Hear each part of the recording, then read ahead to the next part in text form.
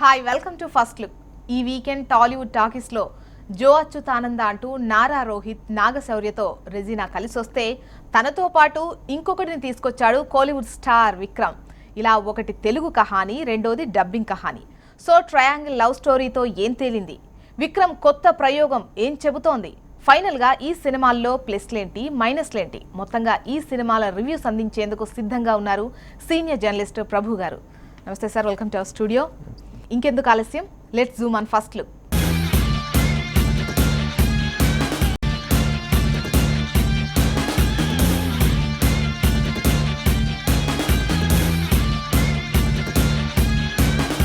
అవసరాల శ్రీనివాస్ మేకింగ్లో వచ్చిన మరో ప్రేమ కథ జో అచ్యుతానంద. టైటిల్లోనే 3 పాత్రలు కలిసిపోయాయి అన్నారు. రెజీనాతో నారా రోహిత్ నాగశౌర్య కాంబినేషన్తో కిస్మత్ కనెక్షన్ కుదిరినట్టే అన్నారు. ఏదేమైనా ఆడియో నుంచి వీడియో వరకు అన్ని విధాల రిలీజ్కు ముందే పాజిటివ్ వేవ్స్ పెరిగాయన్నారు. జో అచ్యుతానంద టైటిల్ చూస్తే క్లాస్గా ఉంది, కథ చూస్తే రొమాన్స్ అని తేలింది. కానీ స్మూత్ ట్విస్ట్తో కథ కదిలిస్తోంది అనే టాక్ పెరిగింది. ఇంతకీ నిజమెంత? అసలు ఆ టైటిల్ జస్టిఫికేషన్తో క్యారీ అయిన ఎమోషన్ ఇంకెంత అని చెప్పండి ప్రభు గారు. అండ్ పోస్టర్ చూస్తే అటు ఇటు ఇద్దరు ఎవరికి వారు పెళ్లిళ్ళు అయిపోయి మధ్యలో రెజీనా కనిపిస్తోంది. అసలు ఏంటి జో అచ్యుతానందకి స్టోరీకి ఏంటి సంబంధం? టైటిల్ జస్టిఫికేషన్ ఏంటి? కథగా నిజంగా దీన్ని చెప్పాలంటే కొంచెం కష్టం. ఎందుకంటే దర్శకుడు దీన్ని ఓపెన్ చేసిన విధానం, ఈ కథని నరేట్ చేయడానికి అతను తీసుకున్నటువంటి ఫస్ట్ ఓపెనింగ్ షాట్ దగ్గర నుంచి చూస్తే వెరీ థ్రిల్లింగ్ అనిపిస్తుంది, చాలా కొత్తగా అనిపిస్తుంది. ఆ నరేషన్ కొత్త పందాలో నరేషన్ స్టార్ట్ చేశాడు అవసరాల శ్రీనివాస్. చేసి అడుగడుగునా కూడా ఫస్ట్ అన్నయ్య పాయింట్ ఆఫ్ వ్యూలో అతను అనుకున్నది చెప్పటం, తర్వాత తమ్ముడు పాయింట్ ఆఫ్ వ్యూలో అతను అనుకుంటుంది చెప్పటం హీరోయిన్ గురించి. తర్వాత ఈ రెండింటి వెర్షన్స్ కాకుండా దర్శకుడు తన పాయింట్ ఆఫ్ వ్యూలో తన ఒక వెర్షన్ ఓపెన్ చేయటం చాలా ఇంట్రెస్టింగ్గా సాగుతుంది. ఫస్ట్ 15-20 మినిట్స్ కూడా, 15-20 ద ఫస్ట్ హాఫ్ అంతా కూడాను it goes in very very interesting way అనమాట. Interesting narration. ఇద్దరు అన్నదమ్ములు ఒకే అమ్మాయిని ప్రేమిస్తారు. తనను ప్రేమిస్తుందని తను అనుకుంటాడు, తననే ప్రేమిస్తుంది తను అనుకుంటుంది. ఈ తన ఇద్దరిలో ఎవరిని ప్రేమిస్తుంది అనేటువంటిది మాత్రం అటు ప్రేక్షకులకు సస్పెన్స్, మిగతా క్యారెక్టర్స్కి కూడా సస్పెన్స్. అయితే at the one point of టైంలో చెప్పేసింది, నేను I'm not love with you both, I am having my own this thing. నా లవ్ వేరే ఉన్నాడు, నా ఎయిమ్ వేరే ఉంది అని చెప్పేసి ఆ అమ్మాయి అమెరికా వెళ్ళిపోతుంది. అమెరికా వెళ్ళిపోవటం వీళ్ళిద్దరికి చెప్పి ఆ తర్వాత కొద్ది కాలానికి వీళ్ళిద్దరికి వేరే పెళ్ళిళ్ళు అయిపోతాయి. వీళ్ళిద్దరికి వేరే భార్యలు ఉంటారు. ఆ భార్యల మీద స్టార్ట్ చేశాడు అసలు కథని. హీరోలు ఇద్దరు యంగ్ హీరోలను పెట్టుకొని ఇద్దరు యంగ్ హీరోలకి ఇద్దరు భార్యలతోటి, ఏది హీరోయిన్స్ కానీ భార్యలతోటి సినిమా ఓపెన్ చేయటం నిజంగా దర్శకుడికి చాలా గట్స్ ఉండాలి. అలాంటి ఒక ఇంట్రెస్టింగ్ ఓపెనింగ్తో చేశాడు. తర్వాత ఈ అమ్మాయి అమెరికా నుంచి తిరిగి వస్తుంది. తిరిగి వచ్చిన తర్వాత మరలా ఈ భార్యలు ఇద్దరితో కాపురాలు చేసుకుంటున్నారు. ఈ కాపురాలు చేసుకుంటున్న వీళ్ళ జీవితంలో మళ్ళీ ఈ అమ్మాయి వస్తుంది అనమాట. వచ్చిన తర్వాత వీళ్ళ ఫ్లాష్ బ్యాకుల్లో ఆ విషయాలు ఎలా జరిగినాయి అనేటువంటిది చెప్తూ ఉంటే నిజంగా కడుపుబ్బా నవ్వించేటువంటి, ఒక సున్నితంగా నవ్వును, ఆహ్లాదాన్ని, ఆనందాన్ని పంచేటువంటి సన్నివేశాలు చాలా గొప్పగా, చాలా నీట్గా డీల్ చేసుకున్నాడు director. That is all about the story. How it ends to the climax అనేటువంటిది మనం అన్ని తెర మీద చూడాలన్నమాట. ఓకే సార్, మరి అంటే వీళ్ళ క్యారెక్టర్లు అంటే ముగ్గురు, జో అచ్యుతానంద్ మొత్తం మరి వీళ్ళ క్యారెక్టర్స్ ఎలా ఉన్నాయి, పర్ఫార్మెన్స్ ఎలా ఉంది సార్ వీళ్ళ ముగ్గురిది?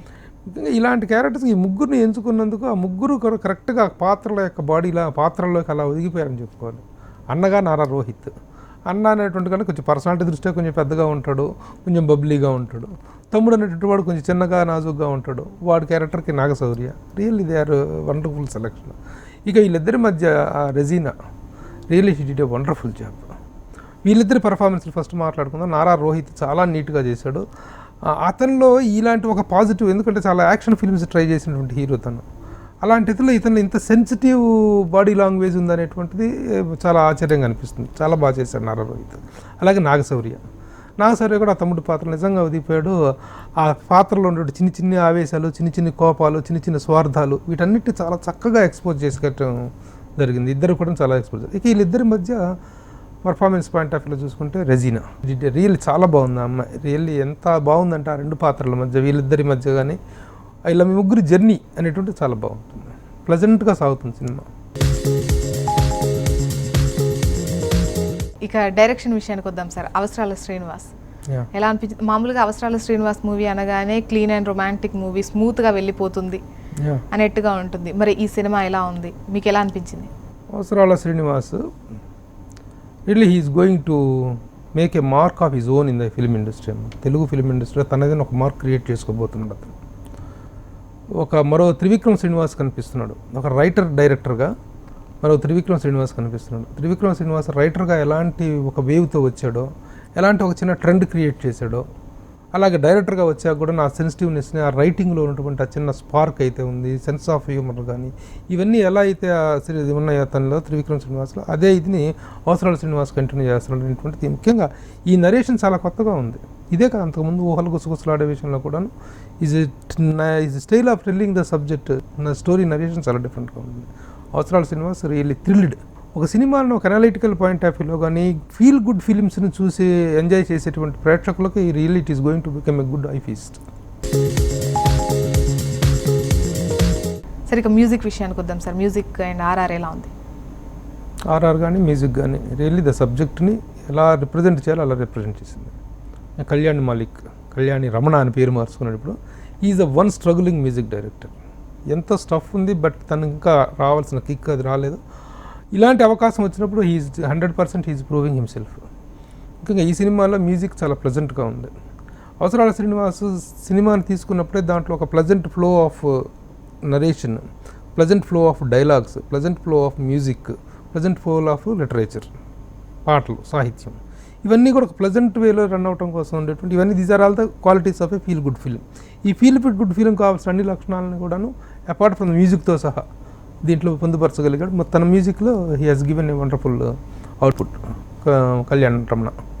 ఓకే, మరి ఈ సినిమా అలాగే we have to also appreciate స్పెషల్గా we have to make a special appreciation to the lyric writer Bhaskar Bhatla Ravi. చాలా మంచి లిరిక్స్ ఇచ్చాడు.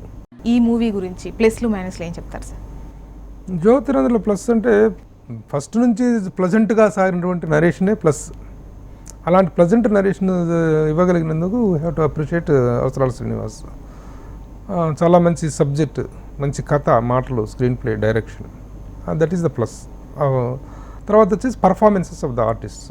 ప్రతి ఒక్కళ్ళు కూడా ఆ పాత్రకి చిన్న క్యారెక్టర్ అయినా సరే చాలా చక్కగా ఆ క్యారెక్టర్కి అవసరమైనటువంటి అవుట్పుట్ ఇవ్వగలిగారు. ముఖ్యంగా Nara Rohit, Naga Shaurya and Regina. The subject revolves about these three. We can't call it a triangle love story అనలేం కానీ this is a type of different love story. సరే, ఓకే, పర్ఫార్మెన్స్ పాయింట్ ఆఫ్ వ్యూలో ఎవ్రీబడి అది పర్ఫార్మెన్స్ ఆర్ వన్ హైలైట్స్ అనమాట. So ఈ విధంగా every thing is highlight. Tanikella Bharani కానీ మిగతా ఆర్టిస్టులు అందరూ కూడా ముఖ్యంగా మదర్ క్యారెక్టర్ చేసింది ఒకప్పటి గ్లామర్ హీరోయిన్ సీత, ఇద్దరికి మదర్ క్యారెక్టర్ చేసింది, వెరీ డీసెంట్గా ఉంది. మిగతా అన్ని క్యారెక్టర్స్ కూడా తనికెళ్ళ భరణి ఫాదర్ క్యారెక్టర్. మైనస్లు అనేటువంటి ప్రత్యేకించి మనం చెప్పడానికి ఏమి లేవమ్మా. ఎందుకంటే సెకండ్ హాఫ్లో చిన్న స్లో నరేషన్, ఆ అమ్మాయి అమెరికా నుంచి రిటర్న్ వచ్చిన తర్వాత ఒక చిన్న రెవెంజ్ డ్రామా లాంటిది ఏదో ప్లే చేస్తుంది, అది పెద్ద అవసరం లేదనిపించింది. అక్కడ చిన్న కొంచెం నరేషన్ అనేటువంటిది స్లో అయింది అనమాట. ఆ సెకండ్ హాఫ్లో ఒక స్లో నరేషన్ సాగటం అనేటువంటిది దీనికి చిన్న మైనస్గా చెప్పుకోవాల్సి ఉంటుంది. In other aspects it is a good film. మరి ఈ సినిమాకి మీరు ఇస్తున్నటువంటి గ్రేడ్ సార్? గ్రేడ్గా చెప్పుకుంటే it's a good film, feel good film with all the good content. Second హాఫ్లో చిన్న స్లో నరేషన్ ఏదో ఉంది, అది తప్పిస్తే through out the film it is a wonderful film. It's a very good film, healthy film. Okay, మొత్తానికి జో అచ్యుతానందకి మీరు ఇస్తున్నటువంటి grade good.